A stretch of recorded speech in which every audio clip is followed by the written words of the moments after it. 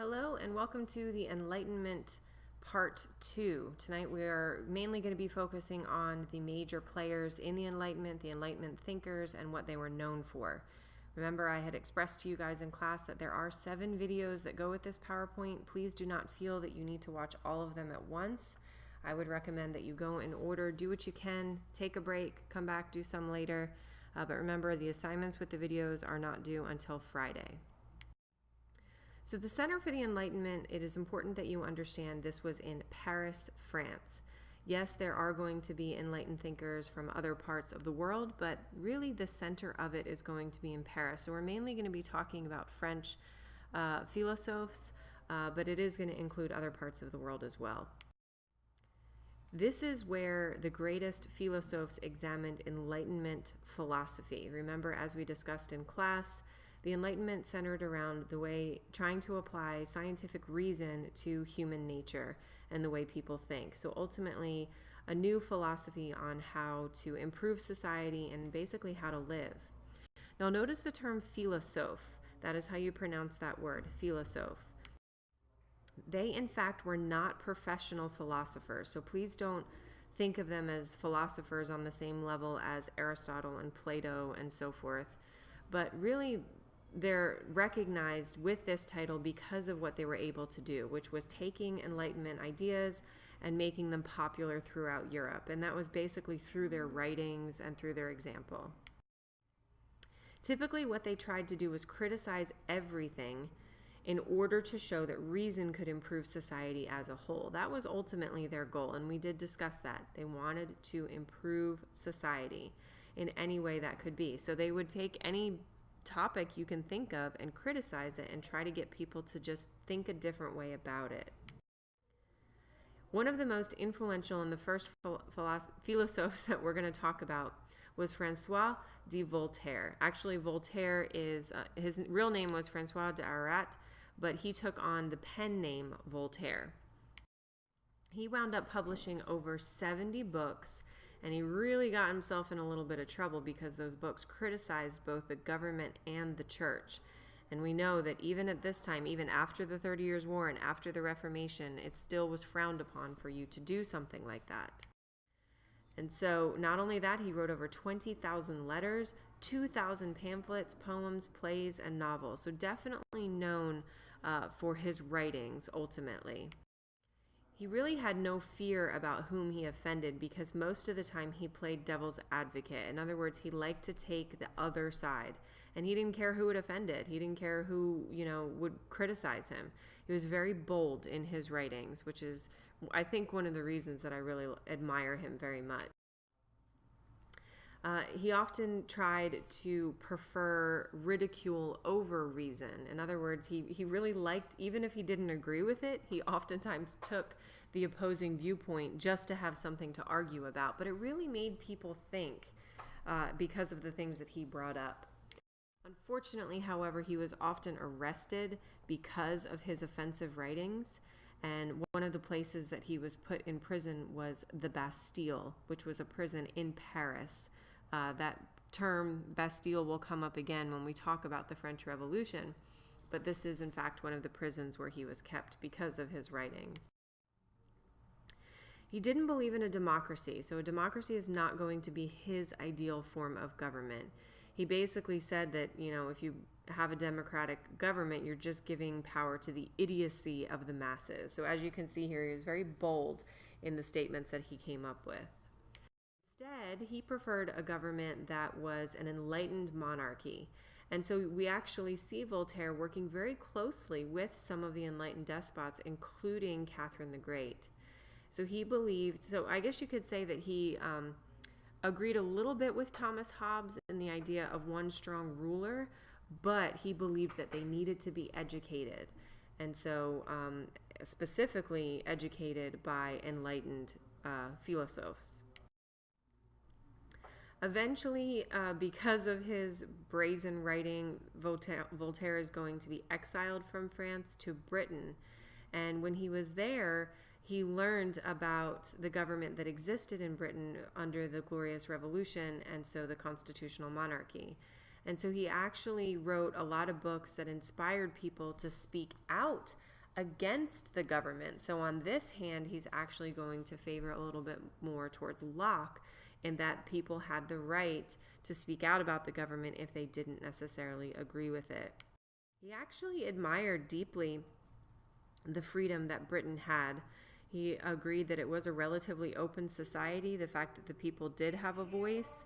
So even though he did value enlightened monarchy, he also saw the value of the freedoms that Britain allowed for.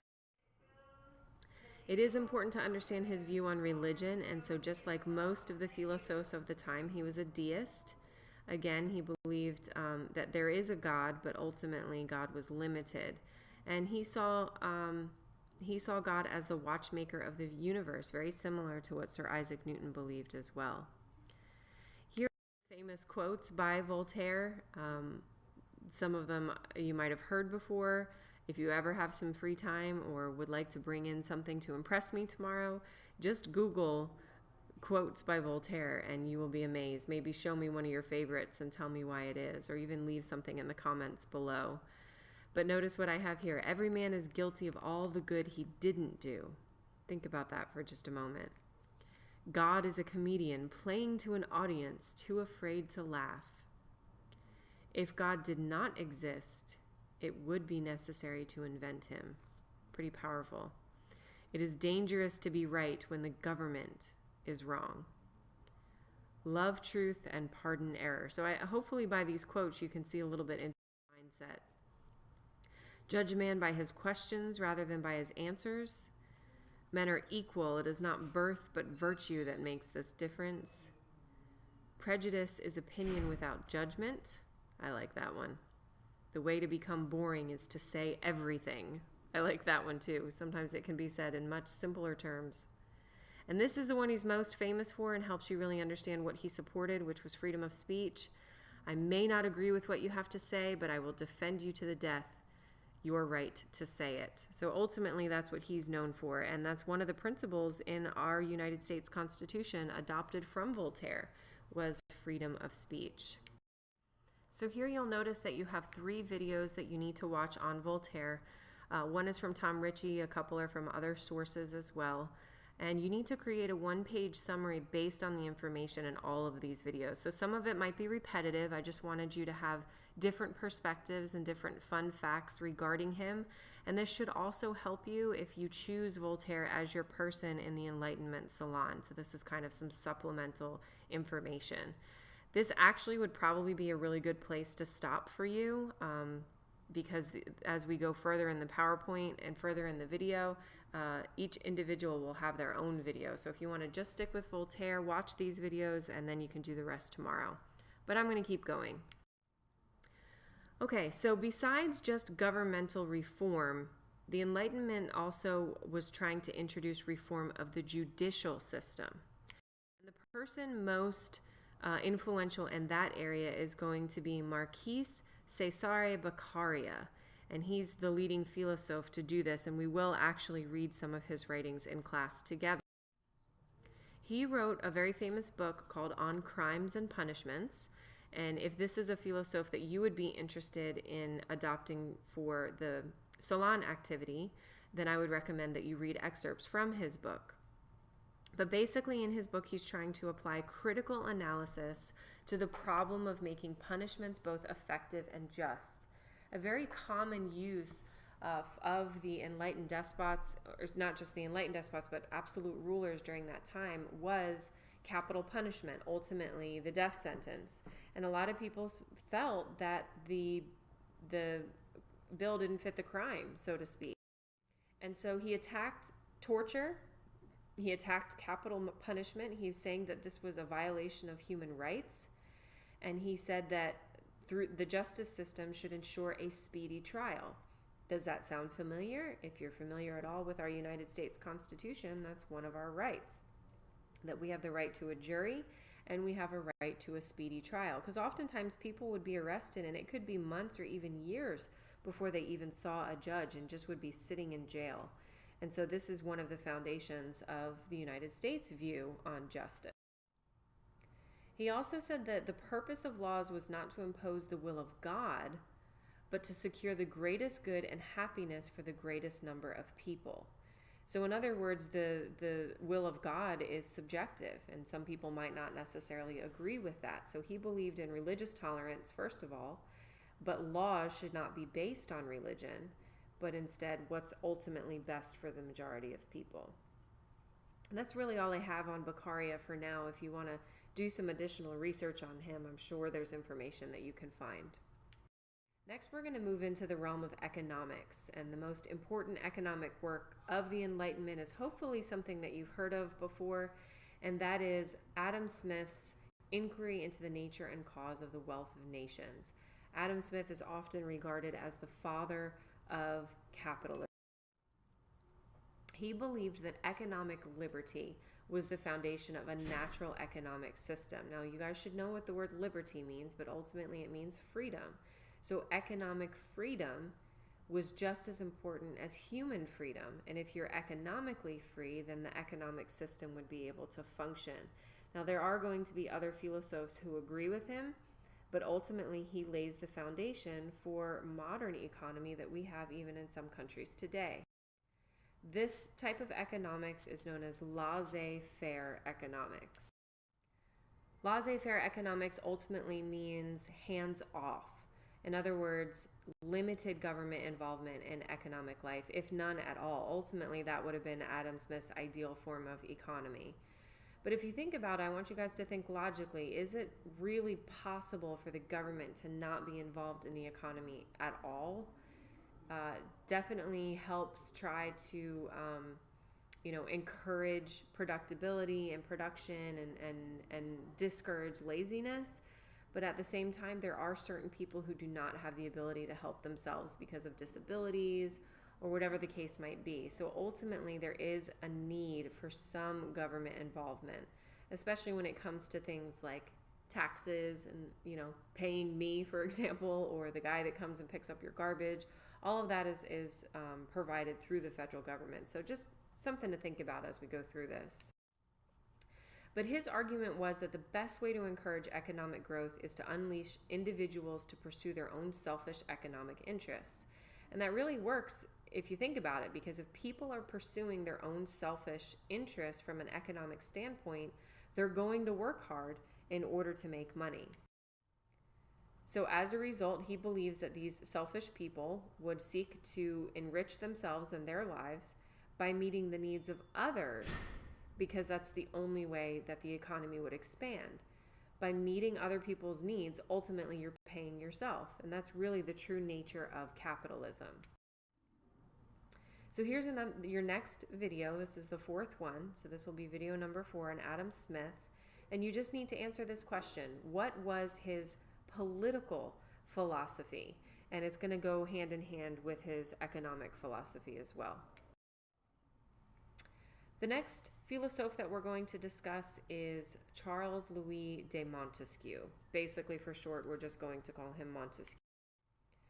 He studied ancient Rome, and he believed that the reason ancient Rome fell is because it lacked liberty. Again, so his primary focus is going to be on freedoms and the rights of individuals.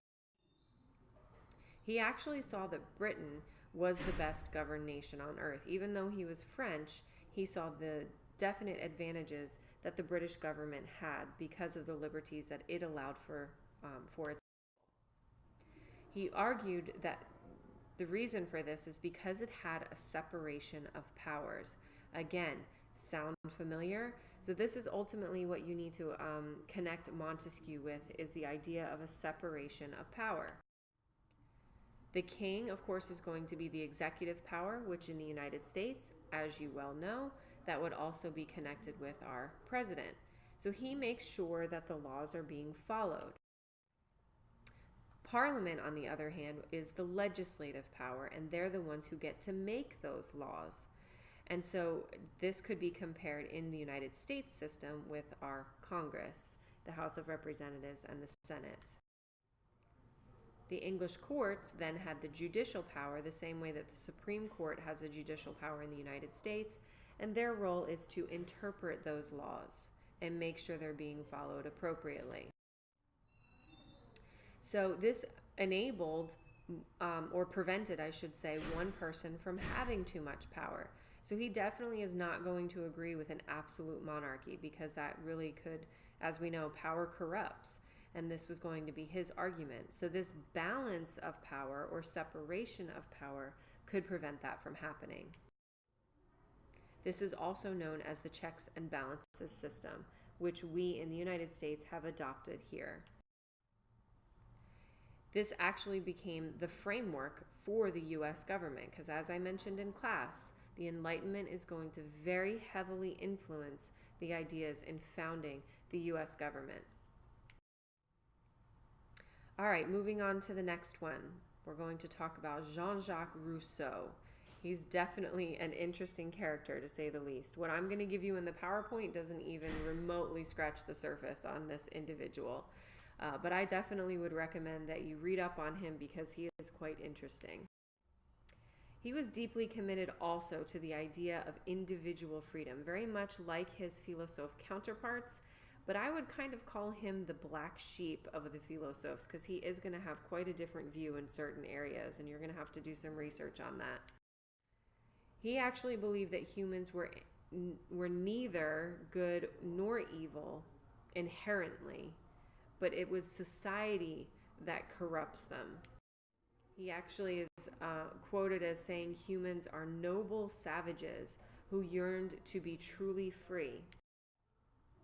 A lot of people thought at this time that things like art and reason and science, all of these would be an opportunity for people to help improve society and improve life. Rousseau, on the other hand, he basically says that art and science, they don't help civilization, but they actually instead lead to its pride and arrogance. So just in a simple statement like that, you can help you understand a little bit about this guy's mindset. He believed that an increase in knowledge could actually lead to a more powerful government, and that could be dangerous because government could take away liberties of the people. Interesting way of thinking about it if you think about it. He also said that technology, or the improvement in technology, is not beneficial because it's just going to cause laziness and idleness, and as a result, the government has yet another opportunity to take away more freedoms. Now, you may or may not agree with this, because technology can be very beneficial. I'm sure we could make that argument, but I want you to just take Rousseau's side for just a moment. Do you think that technology has improved your generation? I'm going to let that sit with you for just a moment. One of his most famous quotes is, "Man is born free, and everywhere he is in chains." Ultimately, he's saying that, we have these liberties that we're born with. We're born able to make our own decisions, but society and government has really corrupted us and put us in chains and prevented us from growing to our human potential. So he said basically that people are free until the strongest among them forced everyone to obey their unjust laws. So really, an absolute ruler would not be the ideal form of government for him, because he feels that, power corrupts and it allows them to control people. He said that the actual only form of government that was just is a direct democracy.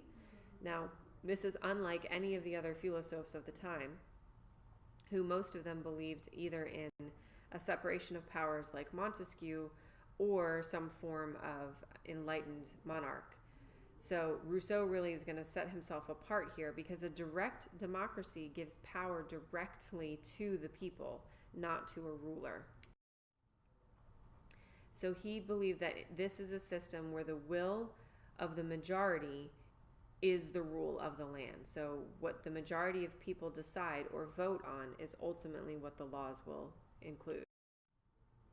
He even went so far as to demand that all people were equal and that nobility should be abolished. So you can imagine how the nobility responded to these enlightened thinkers at the time. But he believed in that freedom and that everybody should be treated equally as well. One of his most influential books, however, is ironically enough on child care. And so he wrote it after one of his lovers named Emile. what's interesting is this is despite the fact that he had children with his lover Emile, and she died in childbirth, and he wound up giving all of his children away to an orphanage. So I don't really understand how he's going to write a book on childcare when he doesn't have the ability to take care of his own children. He also was a little paranoid, and he believed that a lot of people were plotting to murder him. That might have been a little bit with the fact that his writings were a little controversial. But yeah, that was something interesting about him. Other things about Rousseau you definitely want to focus on is his view of women. He believed that the sphere of influence for a woman was the domestic sphere, and that her sole and total purpose was to bear children and to take care of men, and that was it. And that's going to spark a huge debate between him and enlightened thinker Mary Wollstonecraft. So just a side note, something interesting to think about, and I believe it's mentioned in your textbook as well.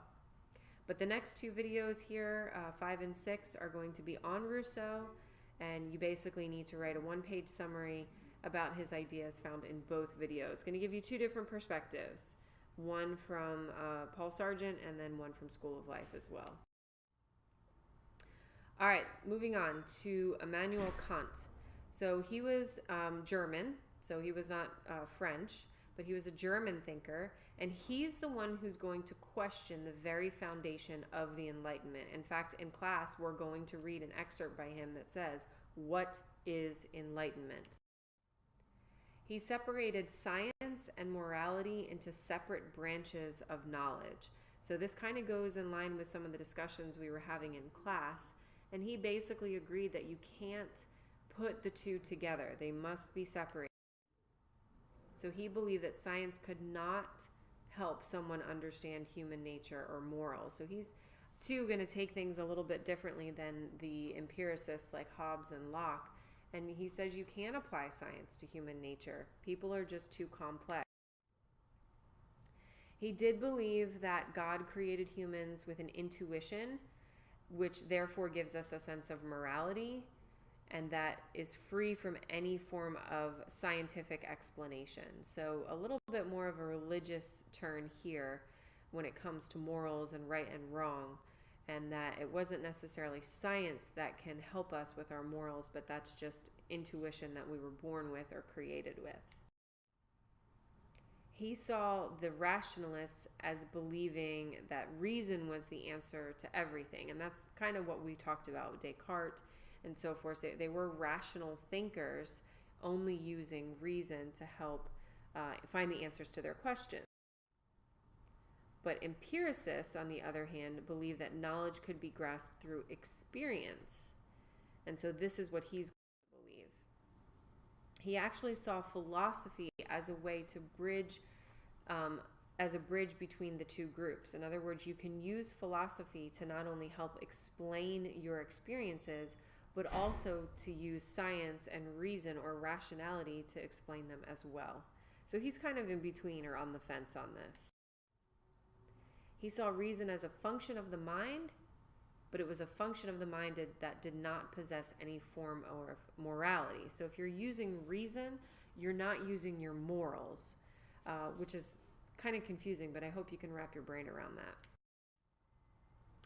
He actually saw direct democracy as being very dangerous, that it in fact could be a threat to people's freedoms, and he, like previous philosophers, is also going to support enlightened absolutism. Okay, so your last video here is on Immanuel Kant, and this is School of Life, and you just need to write a page summary, or half a page summary would be fine, of his ideas that are found in the video. So we could argue that the writings that are found by these enlightened thinkers are definitely going to change the world of government forever, as we can see what happens in the United States. And then this is also going to influence the rest of Europe as well. It also, as I mentioned, obviously is going to spread to the Americas. Benjamin Franklin, Thomas Jefferson, all of them are very heavily influenced. Many of them spent time with these philosophers, and they brought the ideas back to the United States with them. And, well, there you go. I'm getting ahead of myself. They were very highly involved in the Enlightenment. Benjamin Franklin frequented Paris a lot and was able to canoodle with the philosophers, the philosophes of the time, and that's where many of his ideas came from. But ultimately, the ideas of the Enlightenment are going to threaten basically the balance of power and the status that is taking place in Europe at this time. Ultimately, the monarchs are going to feel threatened by these ideas, and the common people are going to embrace them wholeheartedly because the print culture is starting to emerge at this time with newspapers and the salons and people able to spread these ideas. And they're going to take that, especially the ideas of John Locke, and if my freedoms are being violated, then I have the right to overthrow you. And we're going to see that with the French Revolution. But before we do that, we need to know what's going on in the society at this particular time. So our next PowerPoint will focus on what is known as the Ancien Regime, basically helping us understand what life was like for a commoner in the 18th century. And that wraps it up for tonight. Please make sure you watch those videos, and everything will be due on Friday.